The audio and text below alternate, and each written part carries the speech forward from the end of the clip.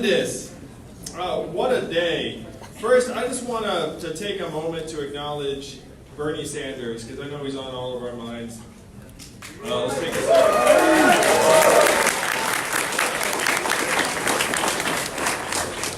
But we know Bernie will be back soon. I have to say that when you're campaigning for president, you end up hanging out with other candidates, like moments big and small. And so you can imagine campaigning around the country and then seeing someone week after week and then hearing that they get hospitalized because of a health problem. Like you were like, I just saw that person last week. No, he was fine, hale and hearty. And so I did what I'd urge all of you to do, which is call your parents, call your loved one, just tell them that you love them, and just know that we have to make the most of the time we have. And that's what we're doing tonight here in Las Vegas. We're going to come together and talk about the future and what we can do to make it one that we're actually excited about. Now, I'm sorry I missed my intro. I feel bad about that. It was the Russians. They're always trying to mess with the yanggang. But I love being among union workers and leaders. How many of you all work at in a union shop? Yeah. So to me, unions are like a fortress against the storm. There's been a storm brewing for decades. And the storm, unfortunately, is just gaining strength. It's this inhuman, punishing economy that now is seeing us less and less as human beings and more as inputs into a giant machine. And unions have been fighting this tide for years, decades. And unfortunately, unions have been fighting a losing battle.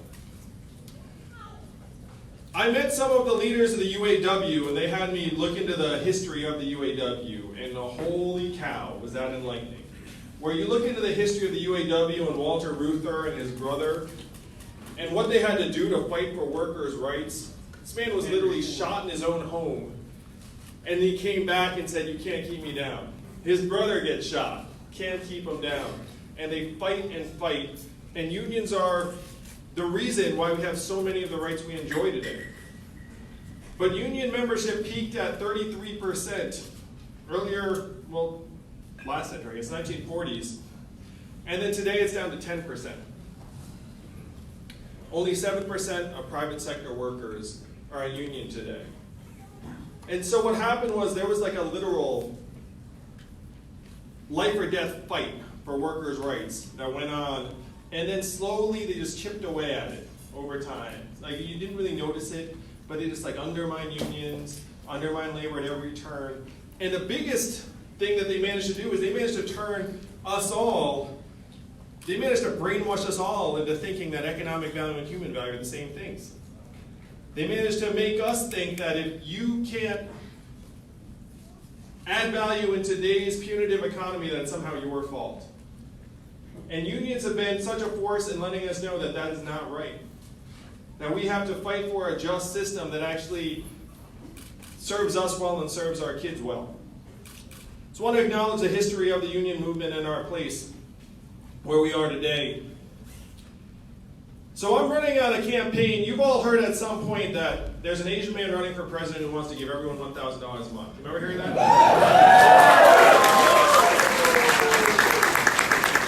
And the first time you heard it, you were like, haha, that's a gimmick, that's a joke. It's okay, I get it. Nothing like the first time, Las Vegas. But when you dig into it, this is not an Andrew Yang idea. This is a Martin Luther King idea. This is a Thomas Paine idea. This is an Elon Musk idea. Leaders from all over the map have said what you all are feeling right now, which is that we're in an era of economic change and we need to think differently. We need to think of ourselves as the owners and shareholders of the economy. And I know that you all feel this because Nevada is the #1 state out of the entire country for the proportion of jobs that are going to be lost due to automation. How many of you knew that? #1 in the whole country. And you think about it, what are the main economic drivers here in Las Vegas? One shout out, what are the big industries here? Gambling/tourism/hospitality. How many of you saw the that MGM recently fired hundreds of bartenders and replaced them with robot bartenders. How many of you saw that? Oh, yeah, I see. Right? So to other parts of the country, they're like, oh, that's an interesting tidbit, that's an interesting little story, but you all know that those hundreds of bartenders have families, they relied upon those jobs to be able to feed and clothe their kids. And you also know that if MGM did it, how long was it going to take before some of the other casino companies follow suit? Not long. You're seeing that, and then you're seeing it creep into other parts of the hospitality and gaming industry. You're seeing the video blackjack replace the human dealer. You're seeing the self-serve kiosks pop up more and more. How many of you have seen the self-serve kiosks pop up at a McDonald's or a fast food restaurant? Food service and food preparation, the third most common job in the United States. And you know they're trying to shred that. Many people here in Nevada work in call centers. When you call a customer service line of a big company and you get the bot or software, you probably do the same thing I do, which is you go 000, human, and then trace on the phone. Right? How many of y'all do that? In 2 or 3 short years, the software is going to sound like this. Hey, Andrew, how's it going? What can I do for you? It'll be efficient, delightful, a little bit sexy, apparently.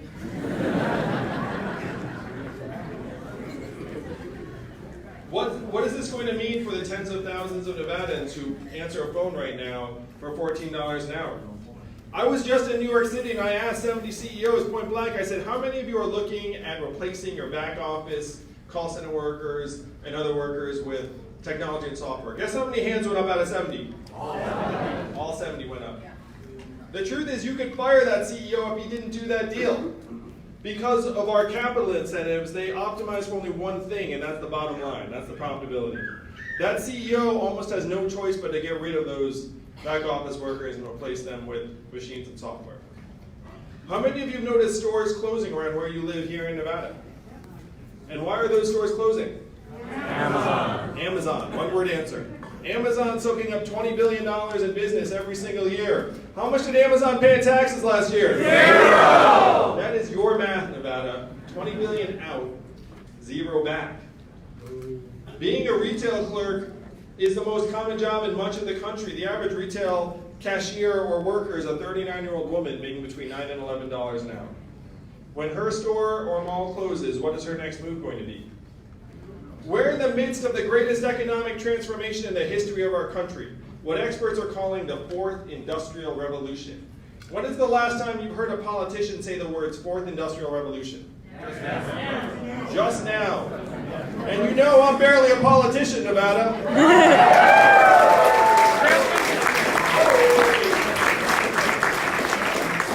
My intention was not to become president. I have the high school photos to prove it. I'm an entrepreneur, and I started a nonprofit to help create jobs around the country. In cities, I spent some time in Las Vegas in that capacity too. Helped create thousands of jobs, got medals and awards and accolades. I got to bring my wife to meet President Obama in the White House, and my in-laws liked me for about a week. So I'm like, oh, I guess she did all right.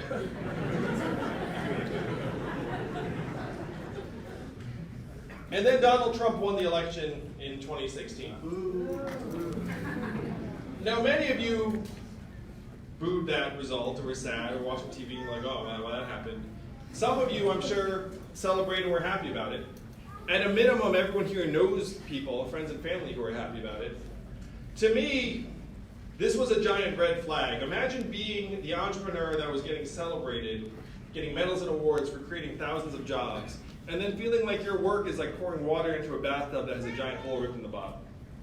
That's what I felt when Donald Trump won. I was like, oh my gosh, the stuff I'm doing needs to be much, much bigger to actually stem the tide. Particularly because I saw firsthand the aftermath of the loss of manufacturing jobs in these communities. Where if you turn on cable news today, why would you think that Donald Trump won the election? Racism,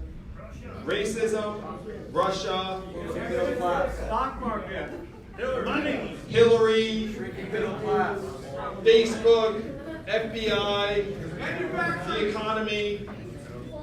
But the real catalyst in the numbers, and I'm a numbers guy, was that we automated away 4 million manufacturing jobs in Michigan, Ohio, Pennsylvania, Wisconsin, Iowa. And if that list of states sounds familiar, those are the states that Donald Trump needed to win and did win. He won every single one of them.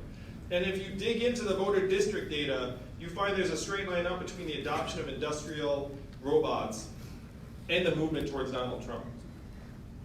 So I went to Washington, D.C. with the facts and figures saying, look, it's not immigrants that are causing these problems. Am I right, Las Vegas?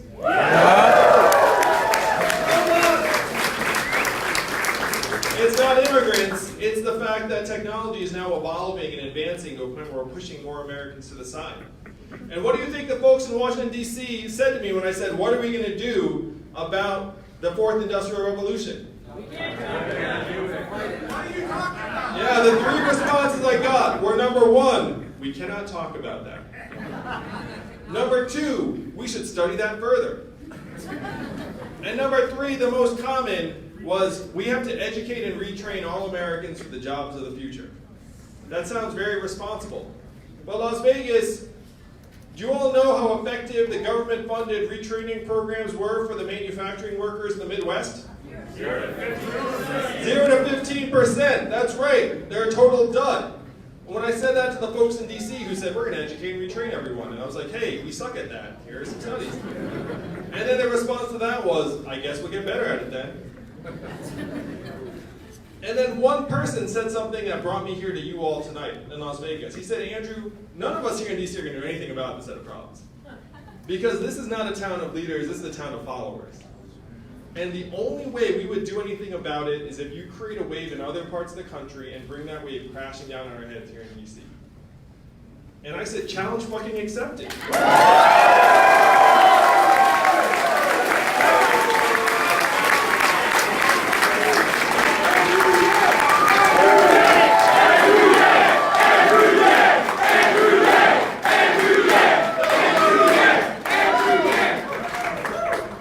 So you all are the wave. We're all here because we need your help here in Nevada. You will set the direction for the future of the country. I'm so glad I had a colleague with me when this guy gave me this little speech, because you'd think I was making that shit up. I mean, I could get him. We could get him on the phone and be like, hey, you were there. Because that sounds like a movie supervillain speech. Turns out it was a DC lobbyist. They're very similar. So I said, okay, I get it. I have a mission. We're going to create that wave. Started running for president. That was a little while ago. But I stand before you today. I was 4th in the country in a recent poll for president of the United States.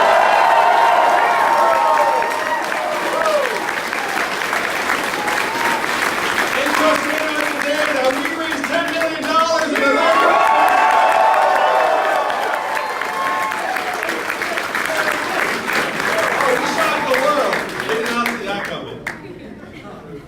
And if you dig into the numbers, it gets even better. 99% of that money was from small donors, people like you here in this room. There's zero corporate PAC money, zero masters to answer to. It's all about the people. This is a campaign, this is an uprising of the people. We're a very cheap gang to join. We're a wholesome gang, too. So the question is, what do we do with the wave? We bring it crashing down their heads and we say, look, we need a different vision for the economy. And that's where the freedom dividend of $1,000 a month gets us started. Now I want you all to imagine, after I'm president, thank you, Nevada. After I'm president and the checks start going out, where would you actually spend the money in real life?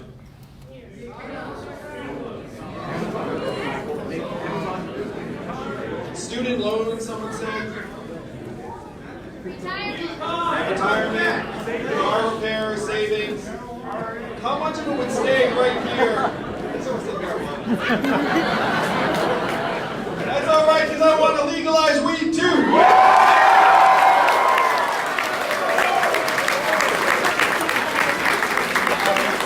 We all know it should be legal. We all know that. And I'm going to go a step further. I'm going to mass pardon everyone who's in jail for nonviolent.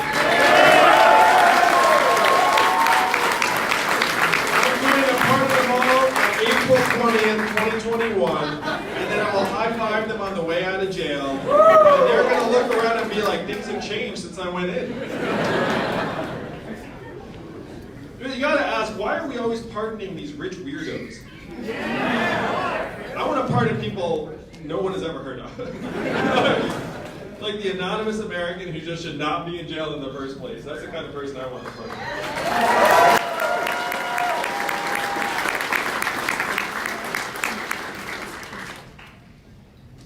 So how much of the money coming into your hands would stay right here in Nevada? Most of it. A little bit of it would float up to Amazon and Netflix. You'd like upgrade your Netflix subscription. Buy some extra appliances on Amazon. But most of it would stay right here in Nevada. It would go to car repairs you've been putting off, and daycare expenses, and Little League signups, and local organizations. It would end up creating tens of thousands of jobs right where you live and work. This is the trickle-up economy from our people, our families, and our communities up. And this is what we can make real together. I talk a lot about my wife who's at home with our boys right now, one of whom is autistic. And right now there are so many women around the country who are doing work that the market recognizes at zero. And I think that's wrong, and we can change that. We have to change that.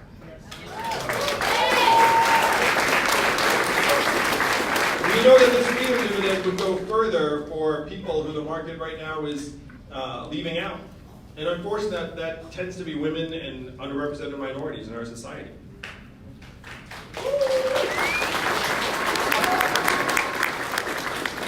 But it doesn't stop just by putting economic buying power into our hands. We have to actually change the measuring sticks for our economy. How many of you were excited about GDP when you woke up this morning?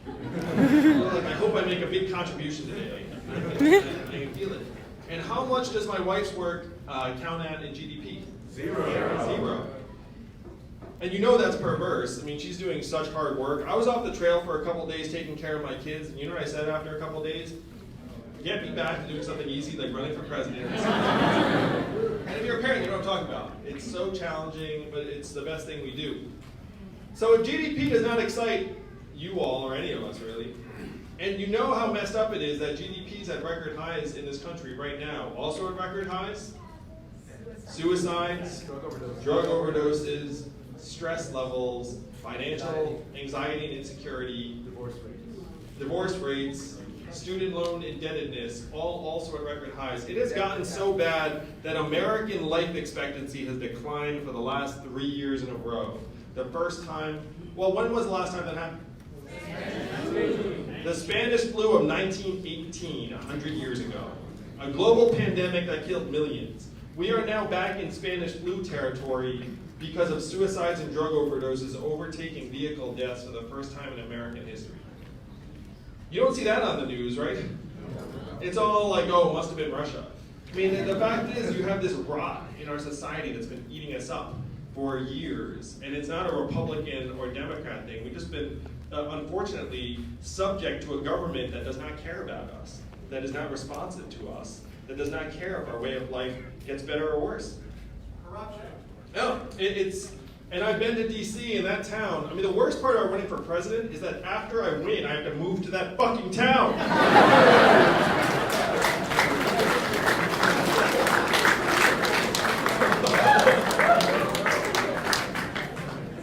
Oh, sorry. So DC right now is not unfortunately connected to our well-being. And part of it is that it has pushed these measurements onto us. It said, how are we going to measure the health of our society? GDP, stock market prices, headline unemployment rate. And we all know on some level that these measurements are bogus. Even Donald Trump as a candidate, what did he say? Fake news, these numbers aren't real. Remember that? Then he gets into office and all of a sudden he's like, ooh, the numbers are real. He was right the first time. The numbers are not real. So GDP as at record highs, even as our social ills are piling up. Stock market prices, the top 20% of Americans own 92% of stock market wealth. Bottom 80% own 8%. Bottom 50% own 0. Why on earth would you cheerlead for an economic indicator that only corresponds to the top 20% of your population? That makes no sense at all. And then headline unemployment, they like beat us with the headline unemployment stat all the time, being like, oh, it's great, it's 4%, it's 3.7%. Things it does not measure. Labor force participation rate, like if you drop out of the workforce, all of a sudden you don't count. Right now, our labor force participation rate is the same level as Costa Rica and El Salvador. You ever see that on the news? Also does not measure underemployment. If you're doing a job that is not what you're supposed to be doing based upon your education training, doesn't matter. Temp gig or contract work that don't have benefits, also doesn't matter. There are all of these problems that our economic measurements are not actually telling us about. And then they're beating us with them saying, hey, things are great, things are great, things are great, even though we know they're not great. Donald Trump's our president in part because Americans knew things were not great. He said, we're going to make America great again, and then what did Hillary say in response? America's already great. Remember that? And then it did not work out. Well, that was not the right answer. So if you have these economic measurements that are driving us off a cliff, even the inventor of GDP said this. He said, this is a terrible measurement for national well-being. We should never use it as that. 100 years ago he said that. Here we are, following it off the cliff. So what measurements, if they got better for you here in Nevada, you would actually get excited about? If I said, hey, this went up. Health and life expectancy. Someone said air quality. What do you guys think of that? Air quality? How about mental health and freedom from substance abuse? How about childhood success rates? If these things got better, you'd actually be very, very excited. You'd be very happy. As your president, I will make these the new measurements of our economic progress. It's actually not that hard. As your president, I'm going to go down the street to the Bureau of Economic Analysis and say, hey, GDP, 100 years old, kind of useless. We're going to modernize it to include our health and life expectancy, our clean air and clean water, mental health and freedom from substance abuse, criminality and recidivism. We can actually bake in the measurements that we care about, and then I'll report how we're doing by these measurements to you all every year at the State of the Union. I will be the first president to use a PowerPoint deck at the State of the Union, Las Vegas.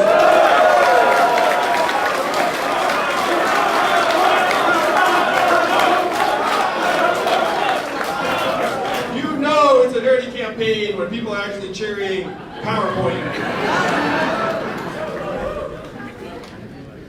So these are the things that would actually get us on track to solve our problems. If you don't have the right measurements, you can never make progress. How many of you run a business or started a business or run an apartment? Imagine if you had the wrong measurements. How's that business going to do over time? Really, really poorly. That's where we are as a society today. So those are a couple of the big ideas that we can actually make happen very, very quickly. And this is the secret. A lot of times in politics we talk about things that we cannot actually change. But there is nothing stopping the majority of citizens of a democracy from getting together and voting ourselves a dividend. Nothing at all. Companies do it all the time. If you look at the companies that have declared a dividend, Verizon, Microsoft, Coca-Cola, they get together and say, you know what? Our shareholders should get some of our profits and earnings. Everyone says that's a great idea. It's time for the United States to do the same thing.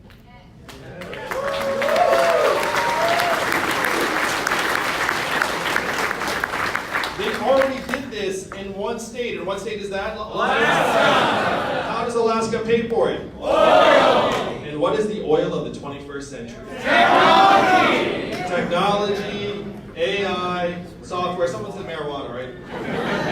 And throw that in there, why not?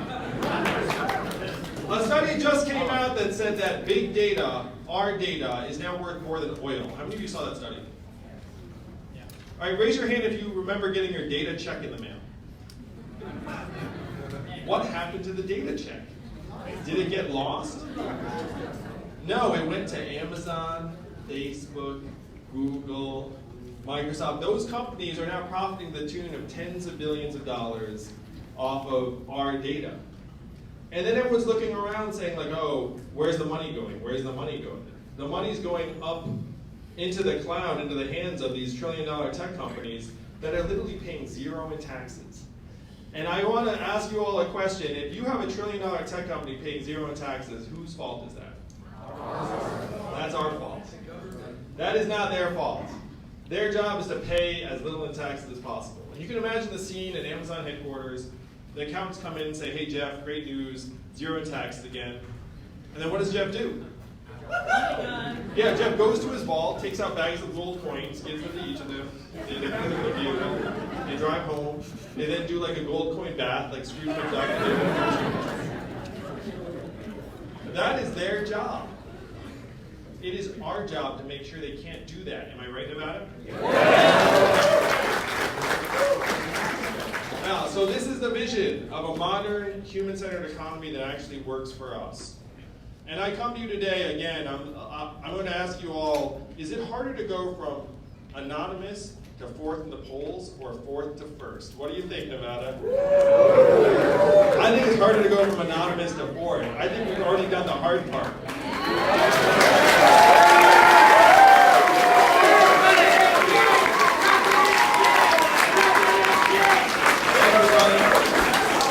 We've done the hard part, now it's going to be the easy part, the fun part.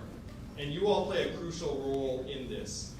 Presidential candidates are going to come to Nevada over and over again because you are some of the most powerful people in our country today. You may not feel like it, you're just living your lives, you're like, hey, let's go to this thing.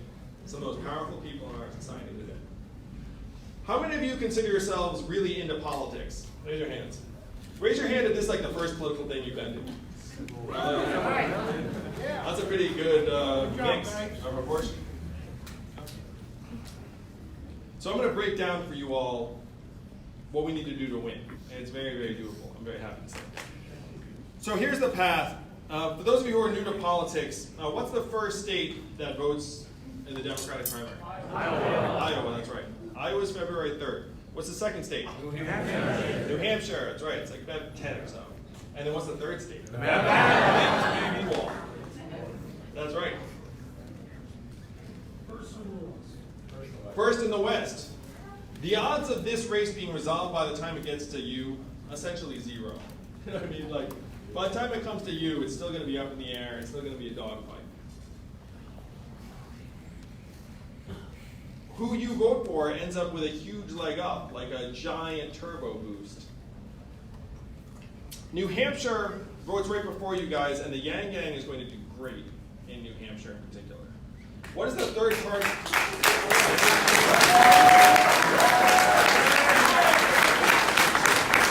What is the third party in the state of New Hampshire? Libertarians. And libertarians love the freedom dividend. It's like named after them. If you think about it, what's the state motto in New Hampshire? Live free or die, that's right. And New Hampshire has an open primary. If you're unregistered or Republican or independent, you can vote in the Democratic primary. So I'm going to give you this thought. If you were a Republican in New Hampshire, and your choice was either participating in Donald Trump stomping on William Weld, or voting in the much more interesting Democratic primary for the crossover candidate, I think you're going to choose the latter. And anytime you see polls of people in New Hampshire, who are they polling? Democrats, registered Democrats. So they're going to undercount our support at every turn because we're going to get the libertarians, the independents, the Republicans who are crossing over. One of the reasons why our campaign is growing by leaps and bounds, what's the #1 criteria for all Democratic primary voters as to who should be the nominee? Who can beat Donald Trump? Yang beats Trump.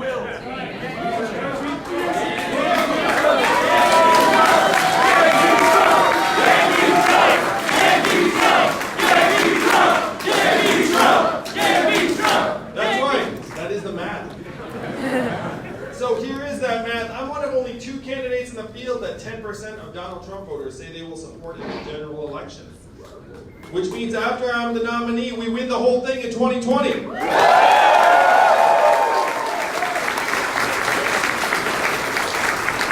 Democrats are waking up to this reality. They're looking around and saying, who's the surest bet to beat Donald Trump? It's one reason why Joe Biden's #1 in the polls, because people think he's the most sure bet. But they're going to figure out they have another sure bet in this race, and you're looking at them.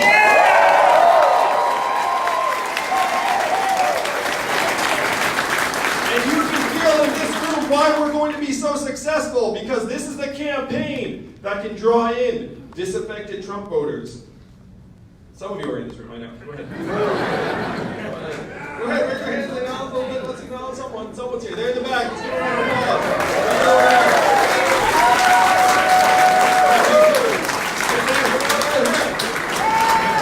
Disaffected Trump voters, libertarians,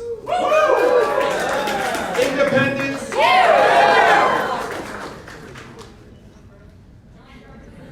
nonpartisans, newcomers to politics, and Democrats and progressives. We can build a much broader coalition to take on and defeat Donald Trump in 2020 than any other candidate in the field. Because it's not left, it's not right, it's forward! That's where we're going to take the country in 2020, no matter.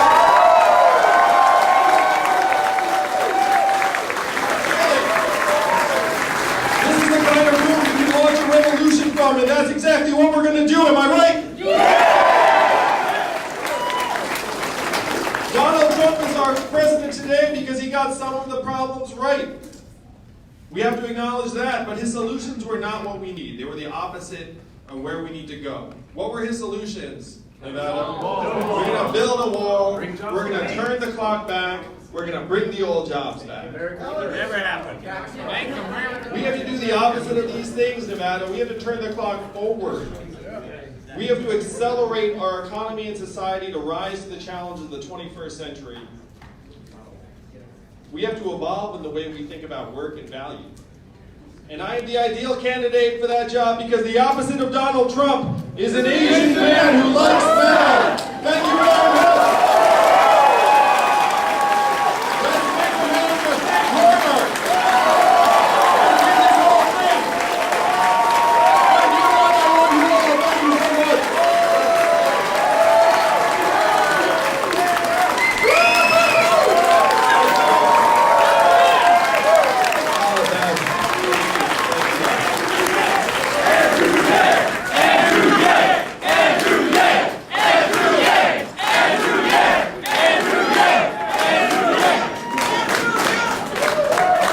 Thank you so much. I think now we're going to take some questions, is that right?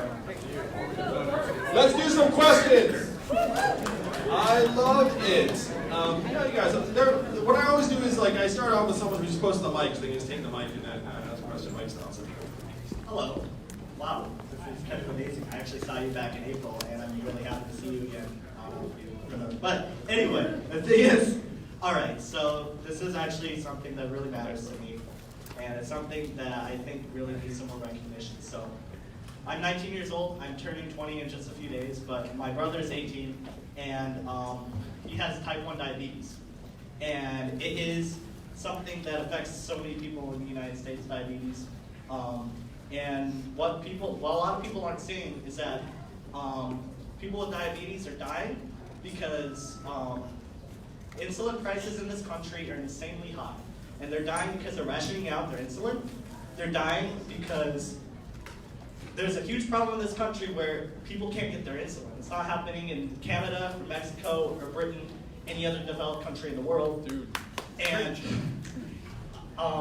when he turns 26, when he's off of his plan, when he's off the parents' plan, what's going to happen is that he's not going to have access to this healthcare plan anymore. He's going to be on his own. And I don't know what's going to happen by the time it's 2026.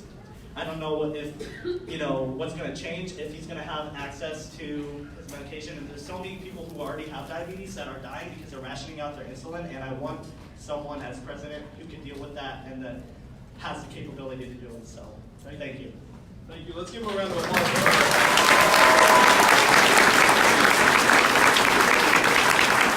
That's really the sign of what's gone wrong in our country and what we need to fix. I mean, you have a teenager who needs life-saving drugs and he's already stressed out about his ability to afford it. Do you notice that drug prices only go in one direction in this country? Why is that? I mean, they literally have a business model where it's like, hey, let's just take the prices up a notch and then collect more money. So what we have to do is we have to get prescription drug prices under control, and we have to get our entire healthcare industrial complex under control. Because the rough part is that our healthcare system right now is designed not to make us healthy, it's designed to maximize revenue off of us. It's an incentive problem. So I've got a 4-part plan. The short answer is, as president, I will make sure your brother does not need to worry about this ever again. So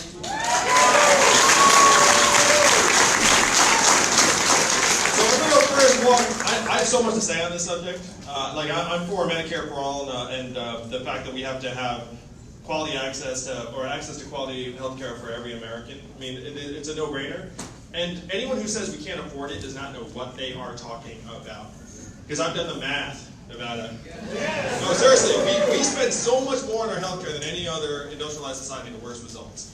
And so when you look at the system, you say, like, oh, we're going to pay for it? It's like, are you kidding me? There is so much money floating around this system that if we rationalize it in any way. So here's the plan to get drug prices down. Number one, you say to the drug companies that first the government can negotiate lower price on our behalf. That sounds common sense. They can't do it right now because the drug lobby has prevented us from negotiating lower prices. Number two, they can't charge Americans a lot more than they charge other citizens in other countries.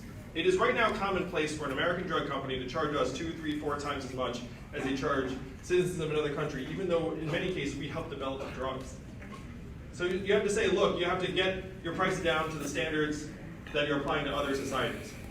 Number three, if you don't do number two, then we can force license your drug, and then we can manufacture it ourselves. Do you think that drug companies will not want that to happen and thus will keep the price under control? Yeah. Mm-hmm. If you appeal to drug companies' character or humanity, it's a waste of time. They only have one set of incentives at the bottom line. You have to hit it where it hurts. You have to say, look, you can't gouge us, and if you do, we'll license the drug and we have a public facility to manufacture them. And then all of a sudden, you will see the prices stay under wraps because other countries don't accept gouging and neither should we. Am I right?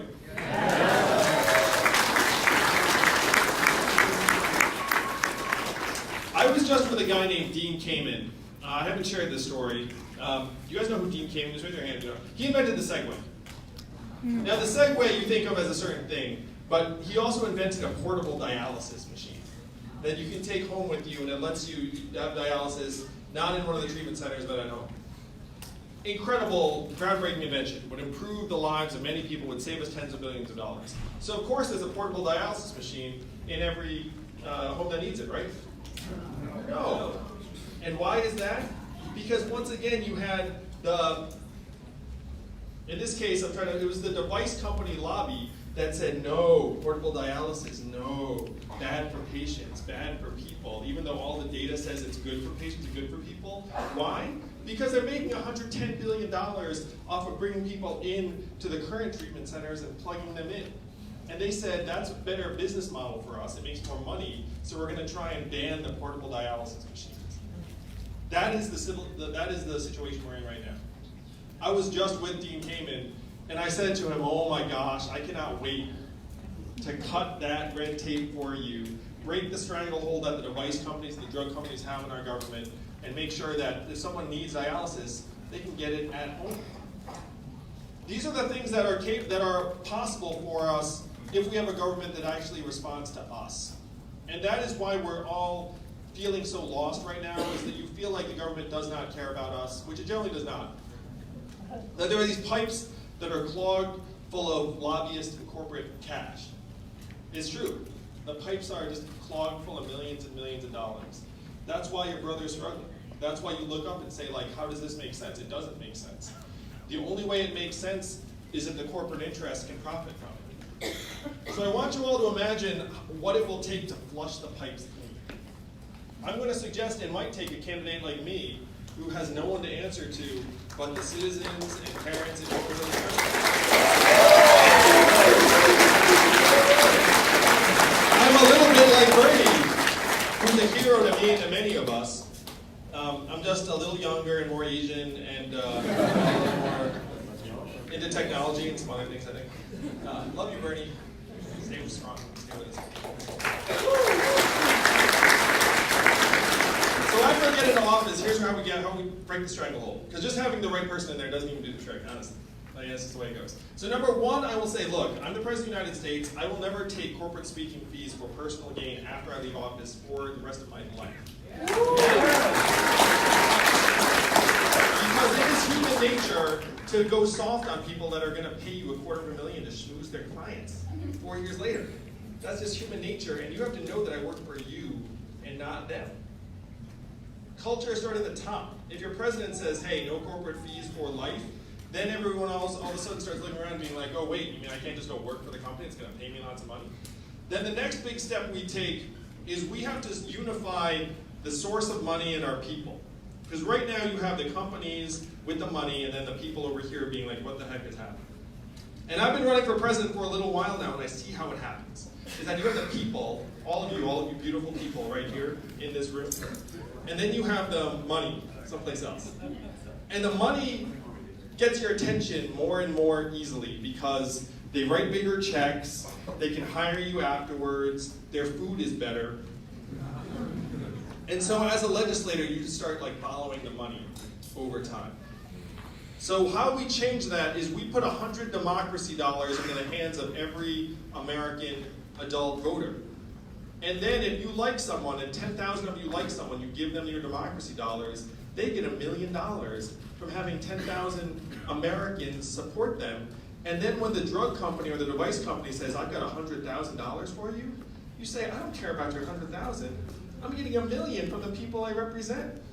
This would wash out lobbyist money. This would wash out lobbyist money by a factor of 8 to 1. Woo!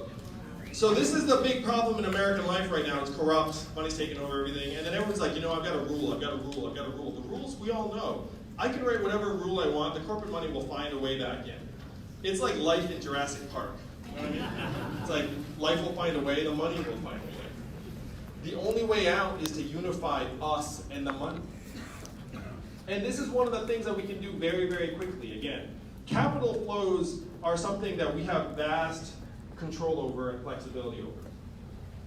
The biggest lie in American life today is that we don't have the money. Do you all remember voting for the $4 trillion bailout of Wall Street, the financial crisis?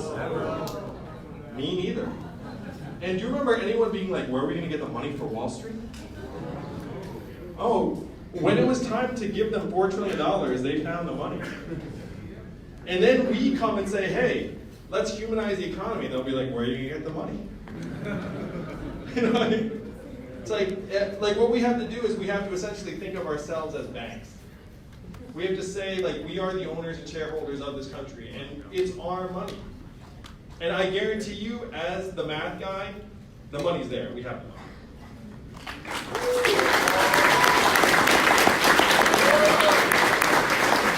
Let's get a woman.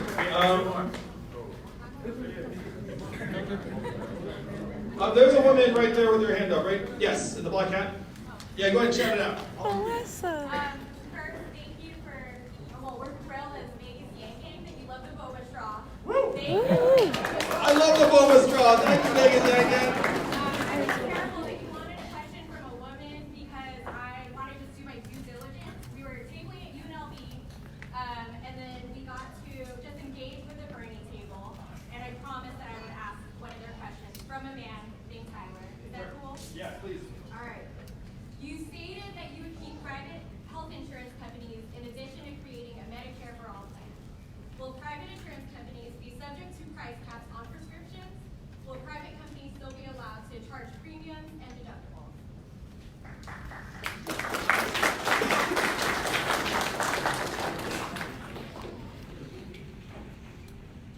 The goal of a public health plan has to be superior in terms of affordability and access and care than what's out there in the private market. That's the only way to get people to sign up. It's going to be very, very easy to make it happen because if you negotiate on behalf of tens of millions of Americans, you can get the prices down and the quality and access up in a pretty straightforward manner. Now, I think that there's a place for private insurers, but most of them under my plan would end up going out of business over time. Because if you have a quality public plan, then the private insurers get squeezed out more and more. And if you think about it objectively for a second, like the private insurers need to have their own profit margin built in. So to outcompete them, you actually have some wiggle room. You need to do a better job, and then you actually don't need to profit on behalf of the American people. So if the government does its job, most private insurers will get phased out of the business over time. what you'll be left with is a handful of private insurers that are serving niche industries and niche needs in various places in the economy. And those companies, I think, will actually serve a productive purpose because you'll have certain resources get invested in research and development of various things that might not have happened under the public system. So I wouldn't get rid of all private insurance, but under my plan, if we do our job right, most private insurance will disappear.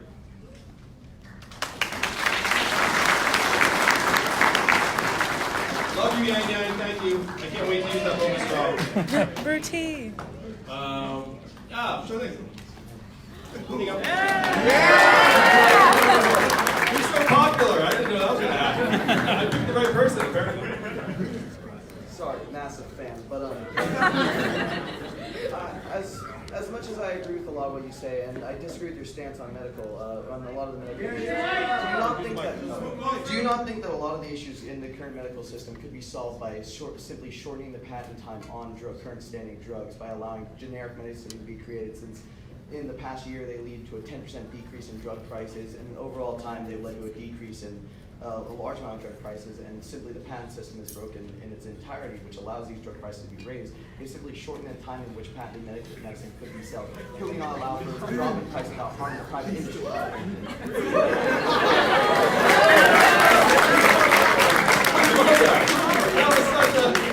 That's an interesting and smart question. So to repeat it, he's suggesting, hey, if you just shorten the patent shelf life of drugs, would that not do the trick just as effectively? And what I'd suggest is that there are a lot of moving parts in the healthcare system that are independent of just the drug prices. I have a friend who's a private investor who's like a brilliant woman, and she said she has never seen profiteering and price gouging at the level not just of the drug companies, but also the device manufacturing companies and the private insurers. So there are a bunch of moving parts to the system that if you were to just focus on drug patents, you'd still wind up with other parts of the system that have massive overpricing. And you know this in part because if you had the misfortune of interacting with our healthcare system, you know the pricing is a complete, it's like a maze. And they charge different people for different things based upon a whole host of factors. They could charge you one thing, and then if you went 3 counties over, they charge you something completely different.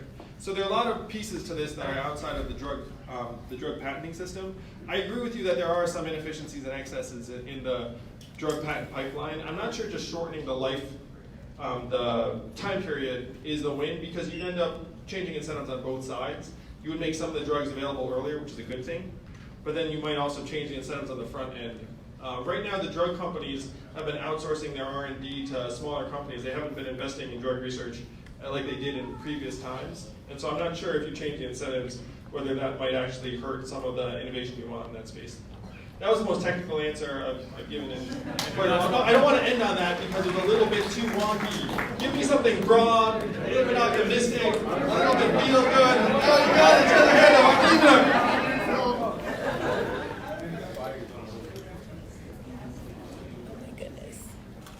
So my question, hey, TV, on TV.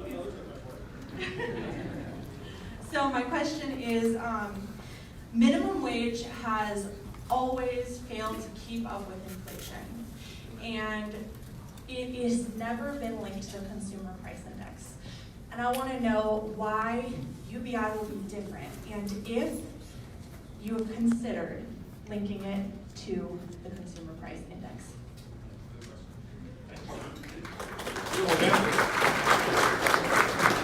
So the short answer is that the freedom dividend would be linked to consumer price inflation, so that it just goes up over time. So you're going to start at $1,000 a month, and then the next year it might be like 1,020 or whatnot.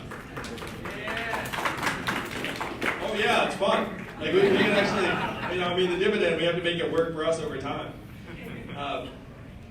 To your point about minimum wages, I couldn't agree more. That it's like it's been stuck at a certain point, and I am for the fact that no American should be working and be poor in this country. There's no reason for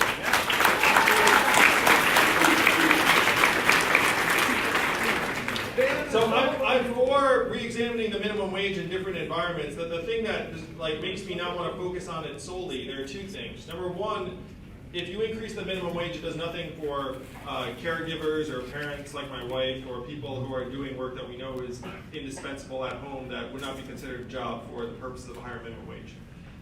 The second thing is that as someone who's run a small business, there are situations where if you were to increase minimum wage, there are some small businesses that would actually take that on the chin. And there are big differences between like a megacorp that can totally afford to just pay its workers $15 an hour, and then some struggling like hardware stores or some place that's like owned by a family where like for them it might cause them to pull back on shifts or something else. So it's much better just to put the money directly into our hands, and then that makes the business community stronger and happier. We have more money to spend. We go into these stores and spend that money. Those stores then hire more and are better able to grow and expand and hire more people and pay their people well and treat their people well. To me, that's a more efficient way of getting the money into our hands just directly than having it go through businesses, because many of us are doing work that right now we know is just as important as the work that gets done in one of these stores or businesses, but it's at home, or it's with family members, or it's taking care of loved ones. And so we need to see that as the kind of work we need to do as well. It's going to go up and up. We've never just keep it at $1,000 a month because it has to go up with our costs, and it will. Do you see the vision, Las Vegas? Do you see what we can do? Are you going to make it real with me? You can make it real in 2020, 2021. I will be back, and we will have ourselves one big party, Las Vegas.